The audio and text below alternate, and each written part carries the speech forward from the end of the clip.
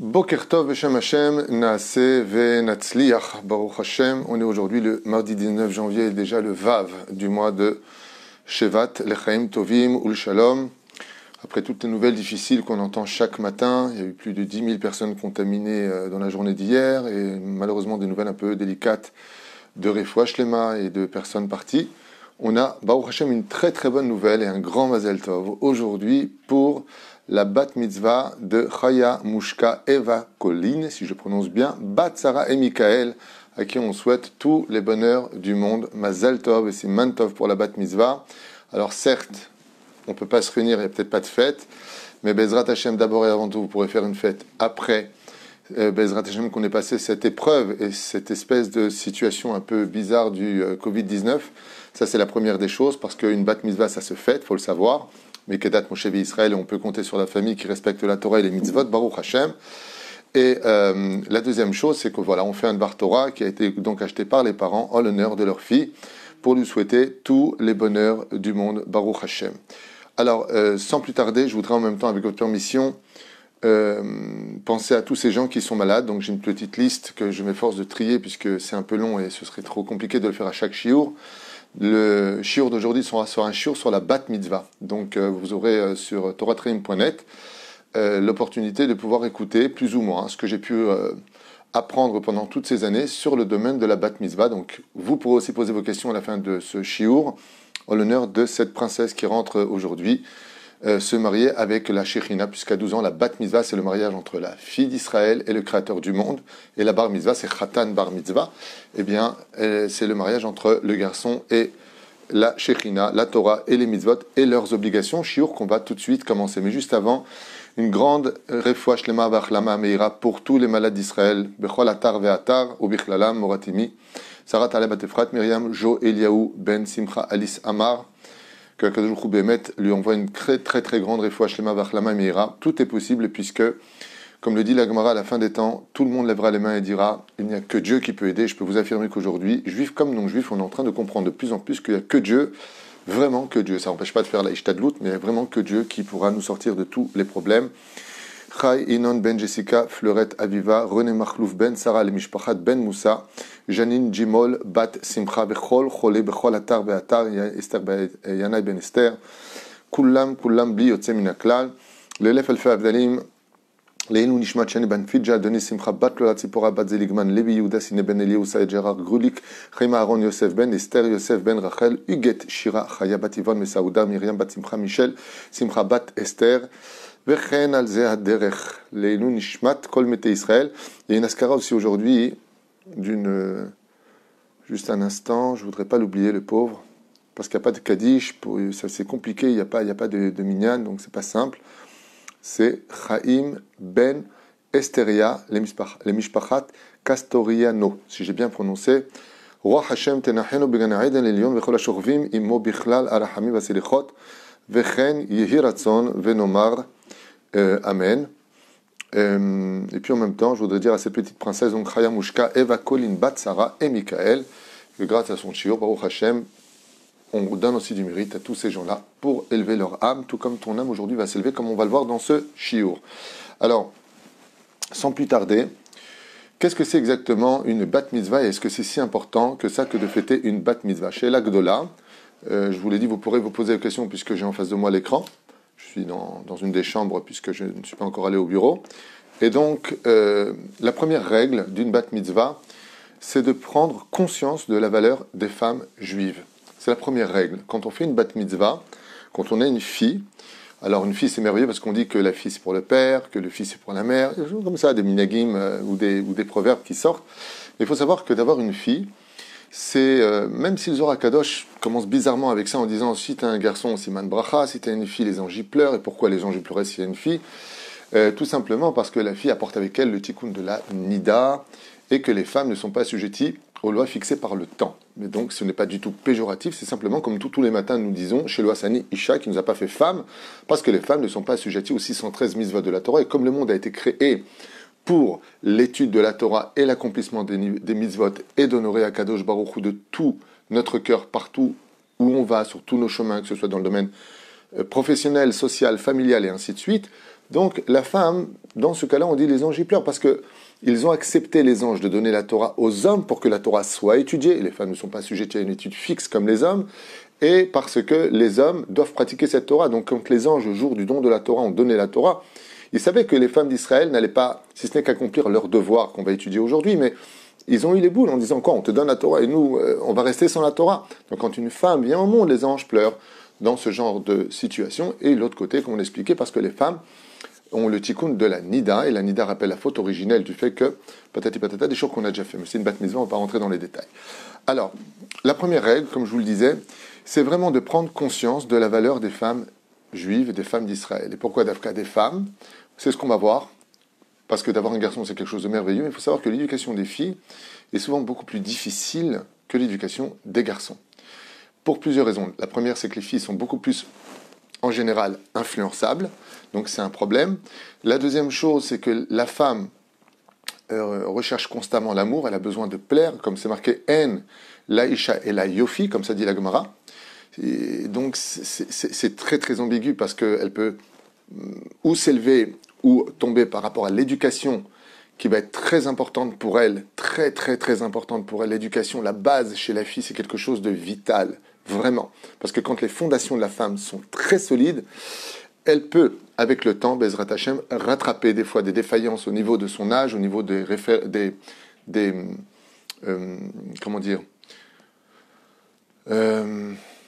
fréquentations, de l'influence extérieure. Elle peut revenir car chez la fille, c'est quelque chose de très très très fondamental.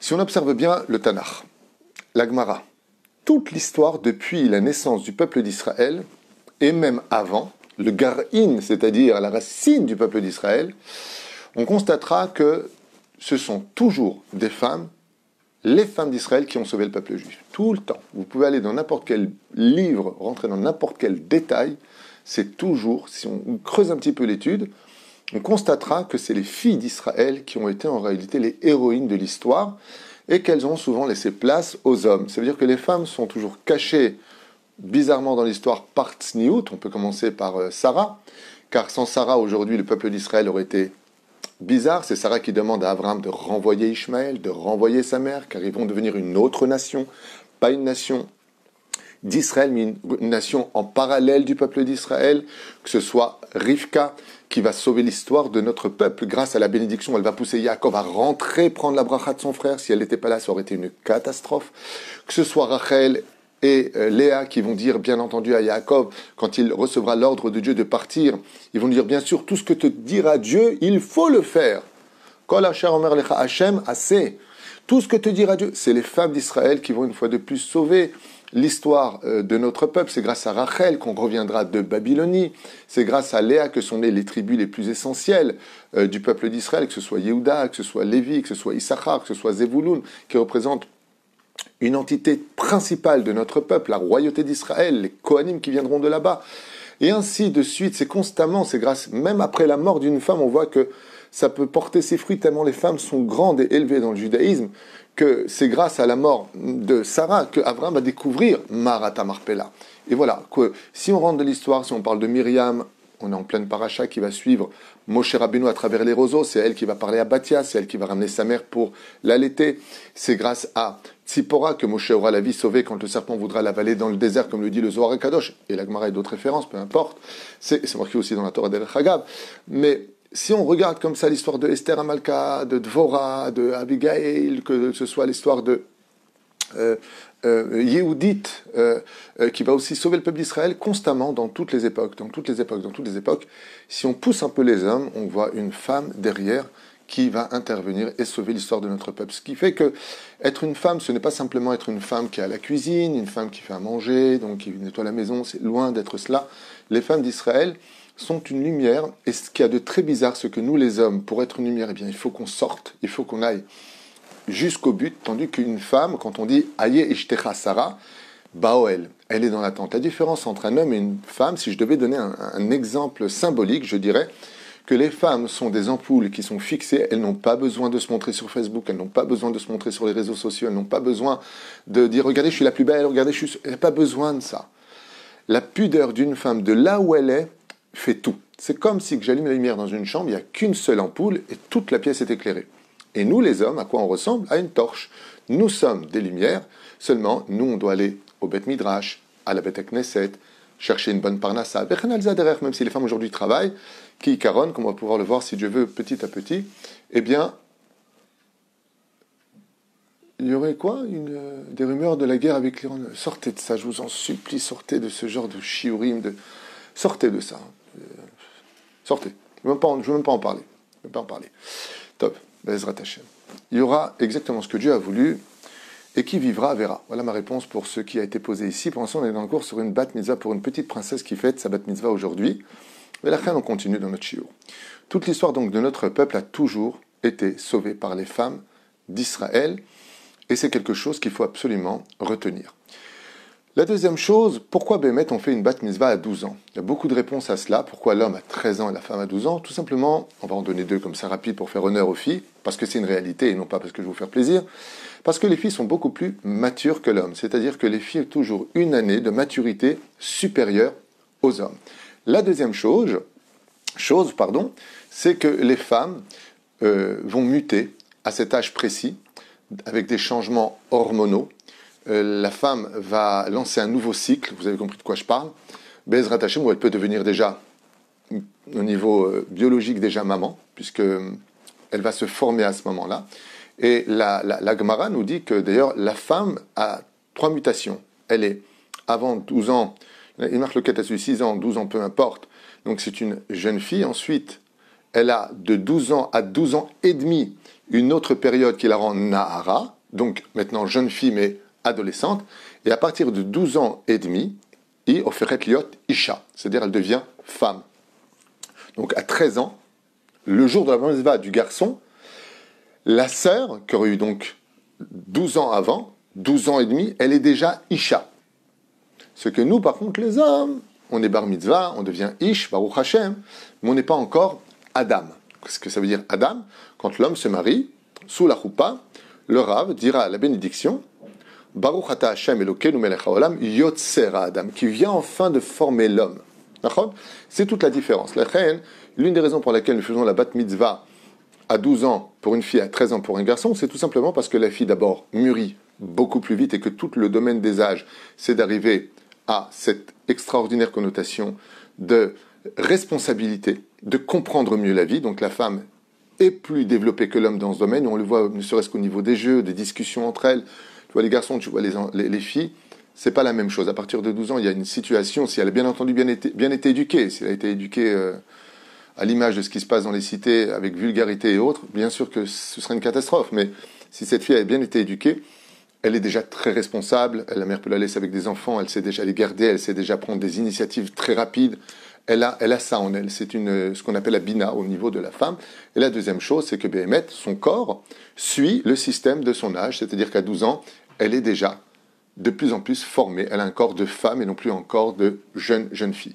Même si, encore une fois, dans certains cas où ce n'est pas vraiment comme cela. On parle de généralité par rapport à toutes les époques vécues au préalable. Zechad minasibot qui sont données. Il y a des choses qui sont un peu plus profondes, donc c'est la deuxième explication, c'est que depuis la naissance d'une fille, jusqu'à sa bat mitzvah, son âme rentre petit à petit dans le corps. Les Koubalim nous disent qu'à partir du moment où une fille naît, comme un garçon d'ailleurs, mais ce n'est pas la naissance et d'un coup, boum, il y a la neshama. La neshama rentre comme un pied dans une chaussure, mais quand est-ce que mettre le pied complètement rentré dans la chaussure? Comme ça, vous le saurez, c'est le jour de la bat mitzvah. À l'âge de 12 ans pour une fille et à l'âge de 13 ans pour un garçon, la neshama s'installe enfin intégralement dans le corps. Et c'est un jour de joie absolue. Pourquoi? Parce que maintenant que... vous savez à quoi ça ressemble? Quand on marche avec le pied en dehors de la chaussure. Alors on marche, mais comment on marche? Bancal. Le jour de la bar mitzvah, c'est enfin le pied qui rentre totalement et intégralement dans la chaussure. Comment on marche? Enfin, on peut marcher, on peut même courir. Mais la reine, il y a lieu de courir après la bat mitzvah, après les mitzvot. Il y a lieu de courir après la bar mitzvah, après les mitzvot. Pourquoi courir? Pourquoi est-ce qu'on en prend la responsabilité? Parce que maintenant, on a tous les moyens. Le Yetzera Tov ne rentre chez une fille et un garçon qu'à l'âge de 12 ans chez une fille et qu'à l'âge de 13 ans chez un garçon. Pourquoi? Parce que maintenant tu peux courir vers la Torah et les mitzvot.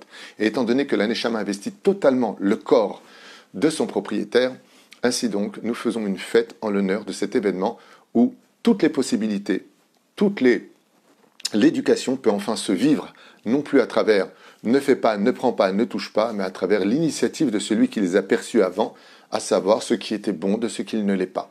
C'est pour ça que le Ikar, le principal de l'éducation, ne l'oubliez jamais, c'est surtout jusqu'à avant la bar mitzvah et la bat mitzvah. Là-bas se trouve vraiment la racine des racines de l'éducation. On n'éduque pas un enfant à 12 ans et surtout pas à 13 ans. On l'éduque avant, on consolide les bases, celles qui sont sous terre, parce qu'à travers les 12 et 13 ans d'un garçon et d'une fille, c'est déjà le binyan qui se construit, c'est déjà l'immeuble qui se construit.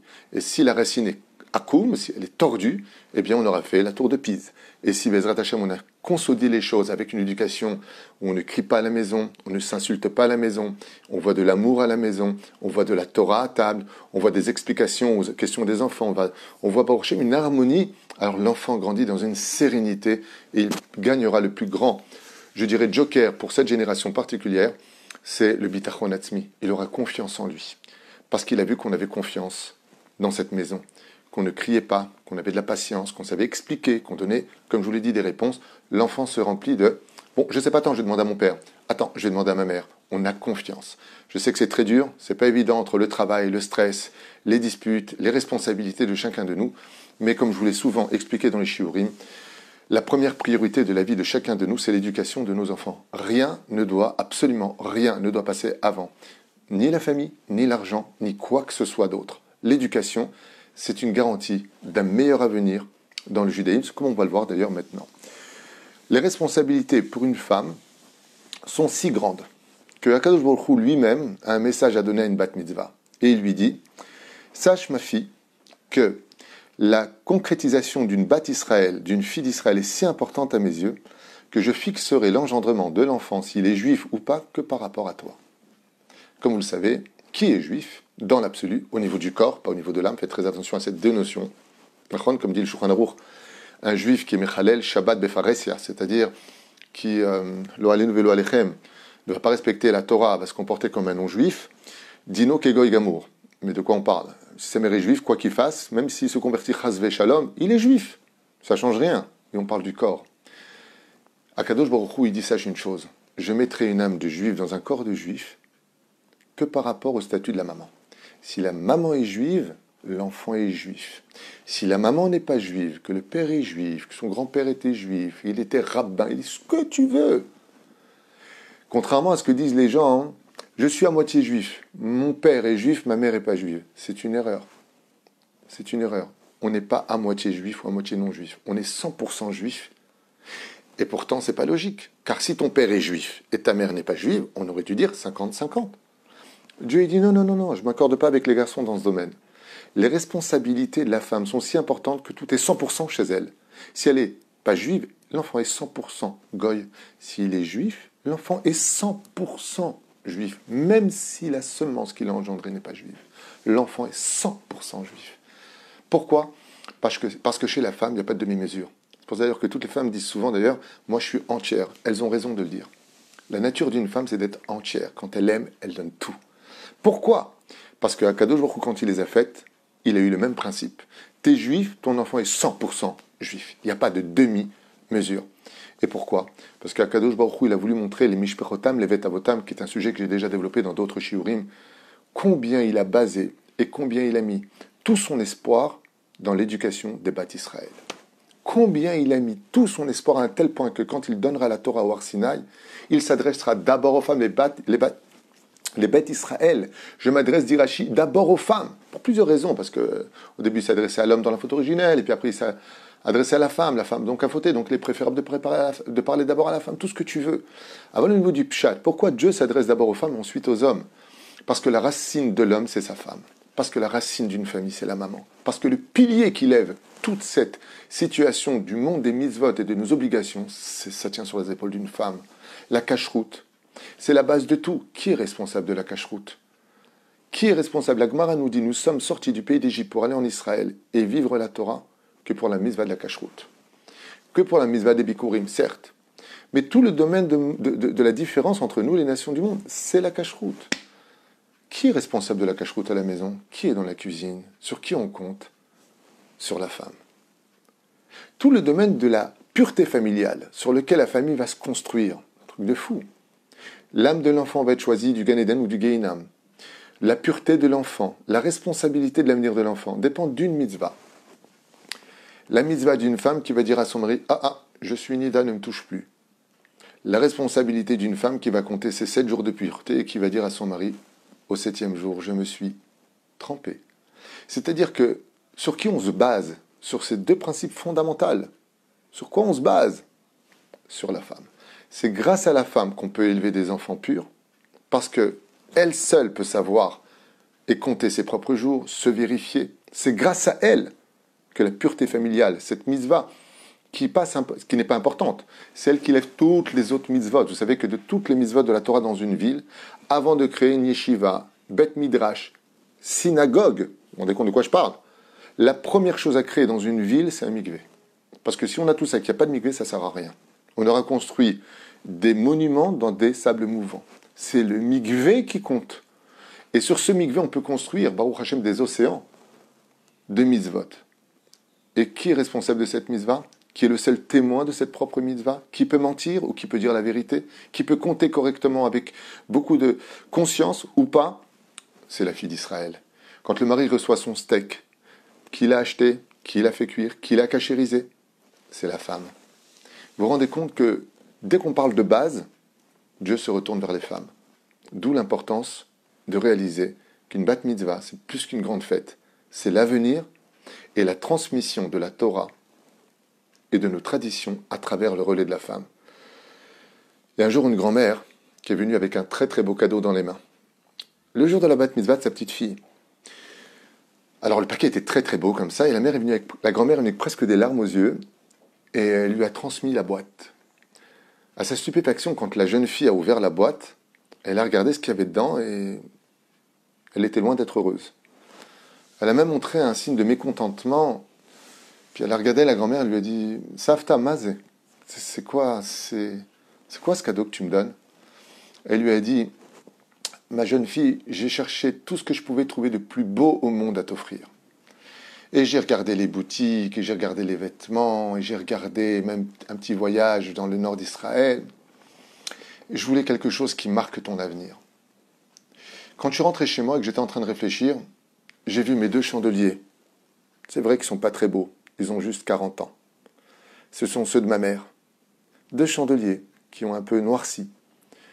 Je les ai toujours nettoyés, mais ils ont une valeur inestimable, parce que ma mère, lui a dit la grand-mère, elle me les a donnés. Et elle m'a dit, je te transmets la tradition juive. N'oublie jamais d'allumer tes nérotes de Shabbat. Elle lui dit, quand je les ai vus en face de moi, je me suis dit, il serait temps qu'aujourd'hui je te transmette la tradition juive. Quand elle a entendu ça, la petite fille, elle a serré sa grand-mère de toutes ses forces. Et elle lui a dit, mais Savta, c'est bien ce que je pensais. Je me suis dit, est-ce que c'est les tiens ou pas les tiens? Mais tu m'en parles tellement de ces chandeliers de ta maman, de mon arrière-grand-mère. Tu es tellement attaché à eux. Et elle lui a dit, mais le jour de la bat mitzvah, si ces chandeliers n'ont pas de lumière pour continuer le Shabbat, le Yom Tov et nos fêtes juives, alors ces chandeliers mourront. La seule façon de les faire vivre, c'était de te les transmettre. C'était extraordinaire, bien entendu, je vous dis la suite. Elle lui a mis une enveloppe après dans la... Elle lui a dit d'ailleurs, t'inquiète pas, je t'ai mis aussi une enveloppe. Elle a retrouvé le sourire. Mais quoi qu'il advienne, je trouvais que cette extraordinaire histoire devait se raconter aujourd'hui en l'honneur de Chayamushka Yekara Bezrat Hashem, parce que c'est vous qui continuez les lumières du monde. Voilà. Comme vous le savez, enseigne la chassidut, justement, Isha bona, Isha oreset, Chochmat nashim ban tabeta, dit le roi Salomon d'ailleurs, Chochmat nashim ban tabeta, c'est l'intelligence et la sagesse de la femme qui construit le foyer. On raconte l'histoire de cette femme qui était mariée avec un rachat, avec un homme, pardon. Et cette femme était très, très, très, très pieuse. Et de l'autre côté, il y avait une femme qui était mariée aussi, mais qui était une femme un peu dure, un peu réchaïte. C'est le mot employé. Pour des raisons X et Y, les deux couples vont divorcer. Et la femme qui était pieuse, merveilleuse, s'est mariée, après son divorce, avec un homme standard. Et voilà qu'au bout de quelque temps, cet homme qui était standard est devenu droit, puis tzaddik, puis chassid. Parce que la femme lui a donné tout ce dont il avait besoin pour l'emmener sur le chemin de la rectitude. Tandis que l'autre femme, qui était une femme dure, avec un caractère très dur, avec une grande bouche, et qui hurlait, et qui n'avait qu'elle que pour Dieu, s'est mariée avec un chassid, parce qu'elle pensait que la Torah était vraie, comme elle avait vécu religieusement avec son ancien mari. Et voilà qu'au bout de quelque temps, le chassid est devenu racha. C'est c'est la femme qui fait l'homme. C'est-à-dire que les Chachamim nous disent que le fait de se marier avec une tzadéket, comme c'est marqué, le olam adam itratan im bat talmid chacham, jamais un homme devra chercher une fille d'une bonne référence d'un talmid chacham, parce que si la fille elle est dans la Torah et les mitzvot, elle peut changer son mari comme Rachel bat Kalba Savoie, qui a changé Rabbi Akiva, qui était un Amaretz, elle l'a changé et elle a rendu Rabbi Akiva. La femme construit, la femme détruit. La reine, bien entendu, ça ne veut pas dire que toutes les responsabilités de la vie d'un couple tiennent sur la femme, car si la femme est la lune et que l'homme est le soleil, n'oublions jamais que la lune ne peut briller que quand l'émanation des rayons du soleil vient sur elle. En d'autres termes, un homme qui n'épanouit pas sa femme, au bout d'un certain temps, sa femme s'éteint. Mais la reine, bien entendu, tout ne tient pas que sur la femme, mais essentiellement sur la femme. Je pourrais raconter plein de choses dans ce domaine. Je voudrais passer à un autre volet, pour ne pas faire un cours trop long, mais qui est bien mérité en tout cas. Quelles sont les obligations de la femme? Les plus prioritaires, parce qu'on pourrait durer des heures et des heures, il y a le Shulchan Aruch qui a été écrit par le Rabbi Tzrak Yosef sur les dynimes de la femme. Je vous ai pris vraiment quelques brides, les plus essentielles et les plus importantes. La première, c'est la tzniut. N'oubliez jamais, vous les mamans, depuis petite, d'apprendre à vos enfants à être pudiques. Mamash tzniut fait partie des principes fondamentaux du judaïsme. La pudeur, donc tzniut, n'est pas qu'une pudeur vestimentaire, mais c'est aussi la pudeur de la parole. Comme ça, c'est marqué dans Megillah, que la pudeur n'est pas que vestimentaire.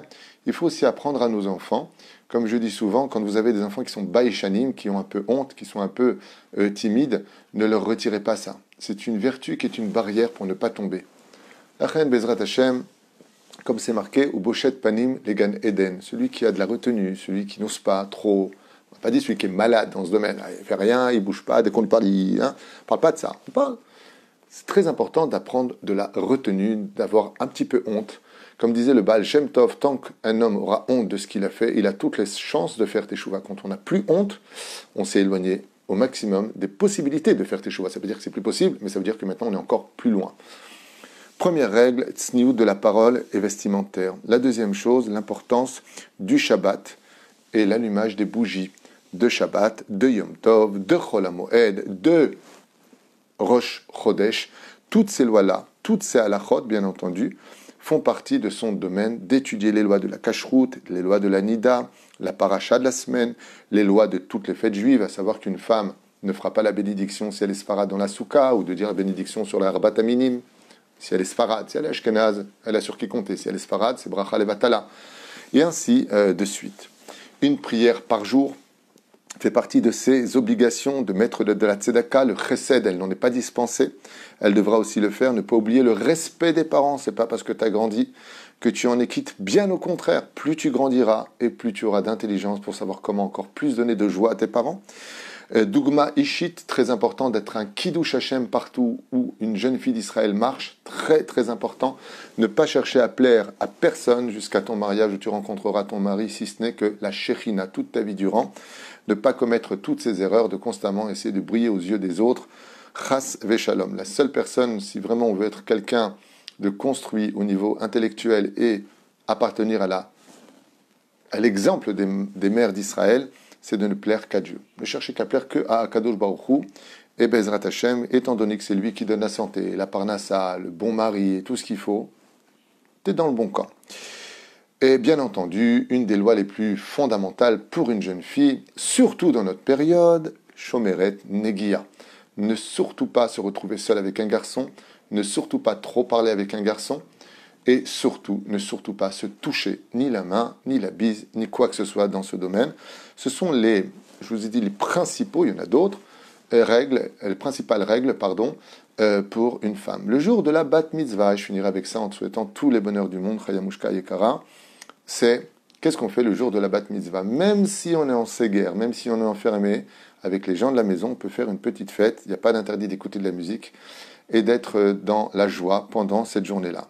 Alors les minagim, ce serait bien de mettre, bien entendu, le jour de la bat mitzvah, une belle tzedaka. C'est une tradition, ce n'est pas une obligation. Il y en a qui organisent des afrachat challah le jour même de la bat mitzvah, puisque la première challah de l'histoire a été l'homme qui a été pris de la terre, et la deuxième challah de l'histoire, ça a été la femme qui a été prise de l'homme, mais l'homme a été pris, lui, de la terre. Donc, qu'est-ce qui ressort de la terre aujourd'hui? Le blé, la farine. La reine, la femme, rend honneur et hommage à Dieu le jour de sa bat mitzvah en prélevant la première challah de sa vie réelle, Bezrat Hashem, non pas en tant qu'éducation, mais en tant que mitzvah, puisque maintenant elle est bat mitzvah, avec sa bénédiction et tout ce qui s'ensuit. La reine Tov Meoj d'organiser le jour de ta bat mitzvah une belle afrachat challah, même s'il n'y a que papa et maman, frères et sœurs à la maison. Il y a aussi la Shechina. Très bien de dire Nishmat Kol Chai pour remercier Akadosh Baruch Hu d'être arrivé jusqu'à cet âge où tu rentres enfin avec tous les adultes sur la responsabilité, puisque quand on fait un mitzvah, tout le monde en profite, et si on fait un péché, on va tous le payer, on est tous garants les uns des autres, et aujourd'hui, pour le meilleur comme le moins bien, tu rentres avec nous, sous le joug des mitzvot, pour soulever le poids des meilleures actions du peuple, ou malheureusement des fois de leur défaillance. La Chen ze Yom Meod Gadol, très important de faire un Dvar Torah, et si possible, donc si bien entendu une bat mitzvah en général, ça se fait qu'avec des filles, on ne met pas les garçons dedans. Si vous êtes à la maison dans le cas échéant, bon, alors il y a le papa et ainsi de suite, il n'y a pas de problème. Mais les bat mitzvot se font essentiellement avec les filles. Pourquoi? Parce que les filles veulent chanter, veulent danser, et les femmes peuvent s'écouter entre elles, mais s'il y a des garçons, ce n'est pas possible. Voilà. Ma'od, Seudat mitzvah, très important de faire une belle Seuda avec du poisson, de la viande, la brioute, quelques calories, Inematov Manaim, et le Ikar de Ekar, comme dit Rabbi Nachman de Breslev, apprendre à sa fille le jour de sa bat mitzvah, que la plus grande de toutes les mitzvot de la Torah, bien au-delà de toutes les mitzvot, c'est la joie de vivre. La reine, qu'elle danse, qu'elle tape des mains, qu'elle lève les pieds, et qu'elle comprenne que si toutes nos mitzvot ne sont pas accompagnées de joie, c'est comme posséder un stylo qui n'a pas d'encre. On a l'impression d'écrire une histoire de Torah, mais on n'a rien écrit. Car l'âme de toutes nos mitzvot, c'est la joie de vivre. La reine Be'ezrat Hashem, pour les parents, ainsi que pour la bat mitzvah, je vous souhaite Mikol Alev, donc Chaya Mushka, Eva, Colline, Bat Sarah et Michael, tous les bonheurs du monde à vous, et aussi à toutes les bat mitzvot, Bezrat Hashem, qui viendront après toi. L'Echaim Tovim ou le Shalom, et je vous dis à tout de suite pour un prochain shiur sur quelques halachot du jour. Kol Tov et Litraot. Mazel Tov.